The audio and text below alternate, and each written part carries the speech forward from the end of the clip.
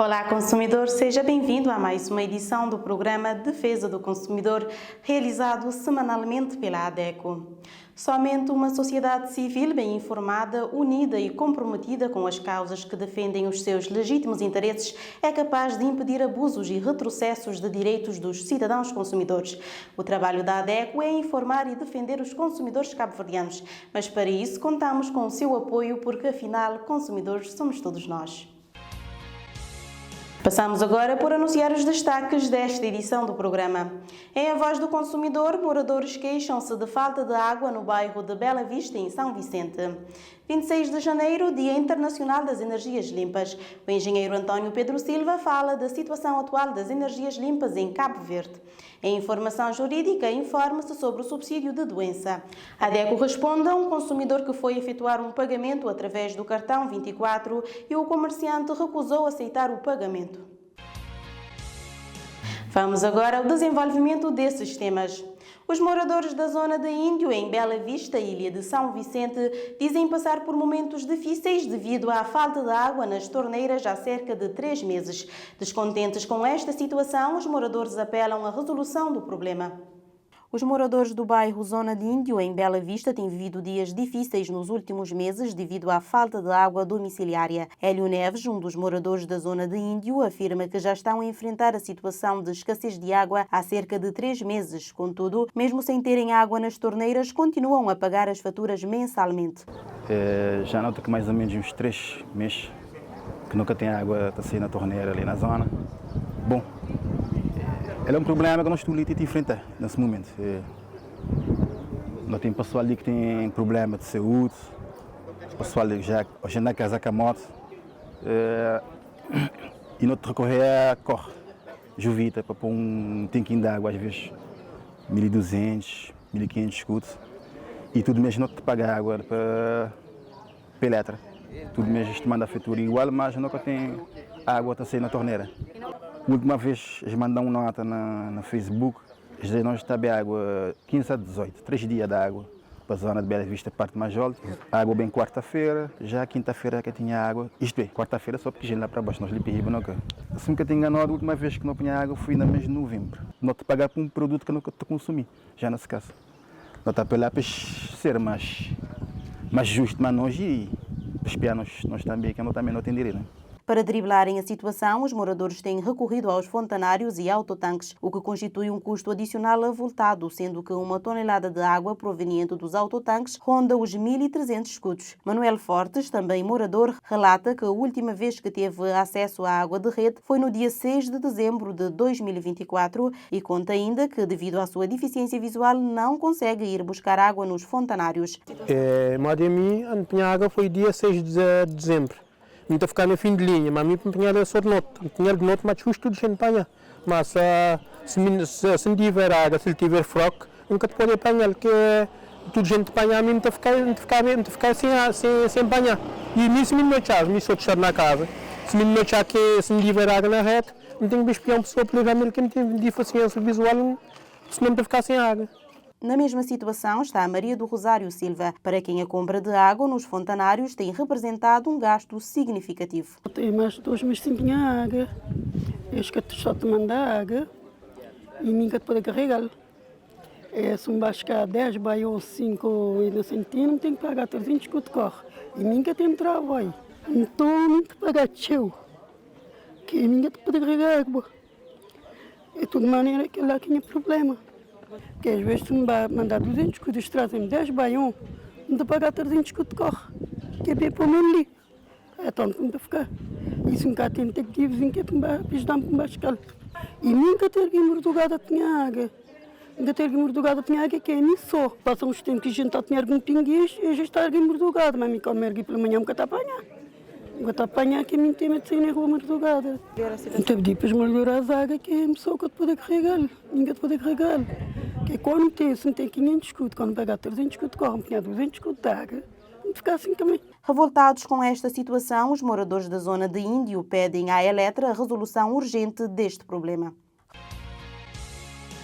No dia 26 de janeiro, assinala-se o Dia Internacional das Energias Limpas, uma data que tem como objetivo aumentar a conscientização dos governos, empresas e organizações e mobilizar ações para uma transição energética justa para todos.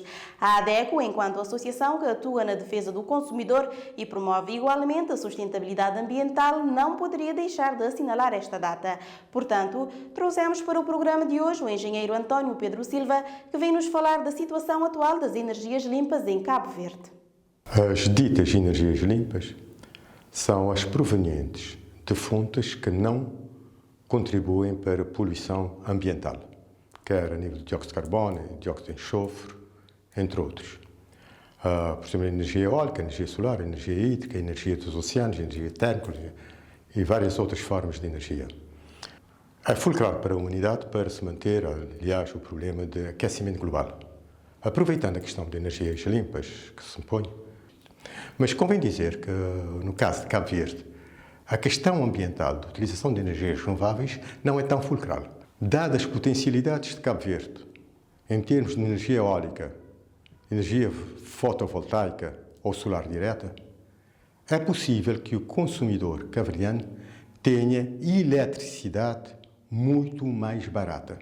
Os meus cálculos de algum tempo atrás, situava o custo de eletricidade produzido por energia, a partir de energia eólica à volta de 3, 4 escudos e energia solar na mesma ordem de grandeza, o custo de produção. Mas o consumidor está a pagar um custo muito mais elevado, cerca de 7 vezes, 8 vezes, ou mesmo quase 10 vezes esse custo, devido à intermediação de empresas, aos impostos, às tarifas, às ineficiências das empresas. No consumidor final, se essas vantagens forem transferidas efetivamente para o consumidor e não para as empresas ou para o aparelho do Estado através de impostos, taxas. É possível Cabo Verde conseguir a meta de 50% e até eu diria que precisa de atingir a meta de 100%. Vai depender da rapidez e, essencialmente, vai depender de fontes de financiamento dessa infraestrutura necessária. E também pode intervir na eficiência da utilização da energia. A dimensão do acesso universal da eletricidade a todos é fulcral. O acesso não é apenas ter a ligação elétrica. O acesso é ter custos adequados ao poder de compra da população. Cabo Verde está a cobrar uma eletricidade cerca de 100% superior à média mundial. Cabo Verde pode reduzir consideravelmente os custos de eletricidade através dos impostos, da eficiência das empresas petrolíferas, das taxas que lhes são atribuídas, pode reduzir os impostos na empresa de produção e da distribuição de eletricidade, porque há muita ineficiência no sistema. O subsídio de doença corresponde à prestação atribuída ao beneficiário do Sistema de Proteção Social para compensar a perda de remuneração resultante do impedimento temporário para o trabalho por motivo de doença. A jurista Janilis Oliveira vem nos falar de forma mais aprofundada sobre o tema na rúbrica Informação Jurídica. Subsídio é uma prestação pecuniária atribuída aos beneficiários do Sistema de Proteção Social obrigatório para compensar a perda do salário. Subsídio de doença é prestação pecuniária ao beneficiário para compensar a perda do salário devido à incapacidade temporária para o trabalho, por motivo de doença natural ou direta. Este subsídio é destinado aos segurados pensionistas exercendo atividade profissional remunerada, aos segurados autorizados a acompanhar familiar doente evacuado quando não haja outra pessoa em condição de o fazer. O pedido de subsídio de doença deve ser feito através dos serviços de atendimento do Instituto Nacional de Previdência Social, o INPS. Para os segurados evacuados e os em situação de acompanhante destes, o pedido é requerido também nos serviços do INPS, a partir da data da evacuação. Para ter direito ao subsídio, é necessário estar em situação de incapacidade temporária para o trabalho, certificado por um médico do serviço de saúde competente. A doença é certificada através do certificado de incapacidade temporária. O referido certificado, devidamente preenchido pelo médico assistente, deve ser entregue diretamente ou através da entidade empregadora na entidade gestora da Proteção Social, o INPS. O prazo máximo para entrega do certificado de incapacidade temporária é de 10 dias corridos, a contar a partir da data do início da incapacidade, sob pena do subsídio ser atribuído a contar da data da sua entrega. Nos casos de internamento, o prazo é contado a partir da data da alta hospitalar. O período de concessão do subsídio de doença depende da duração da doença e está sujeito a períodos máximos. O subsídio pode ser concedido por um período máximo de 365 dias para trabalhadores por conta própria e até 1.095 dias para trabalhadores por conta de outrem.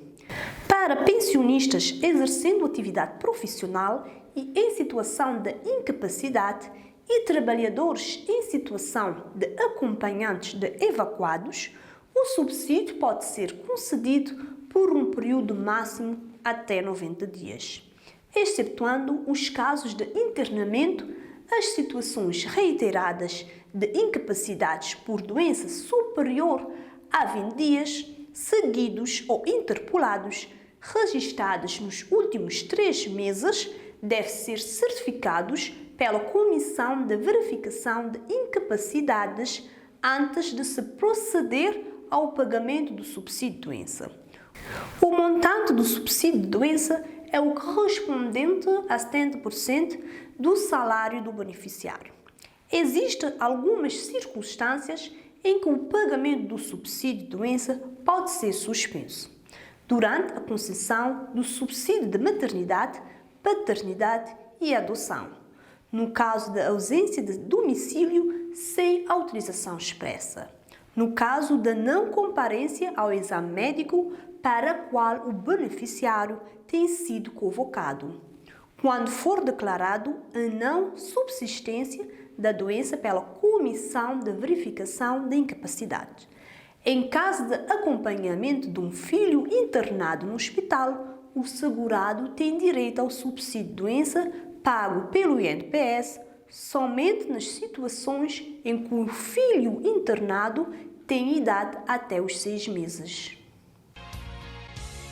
Um consumidor foi efetuar um pagamento através do cartão 24 e o comerciante recusou aceitar o seu pagamento. O consumidor quer saber o que fazer neste caso. A ADECO responde com a jurista Shirley Graça. O cartão 24 é um cartão de débito nacional que pode ser utilizado por particulares, empresas ou equiparadas. Com base na conta que o cartão está associado, o titular pode efetuar pagamentos de produtos ou serviços nos estabelecimentos comerciais, proceder ao levantamento de notas, consultar o saldo da conta ou realizar outras operações que se enquadrem dentro do tipo a que o cartão está distrito ou as suas características.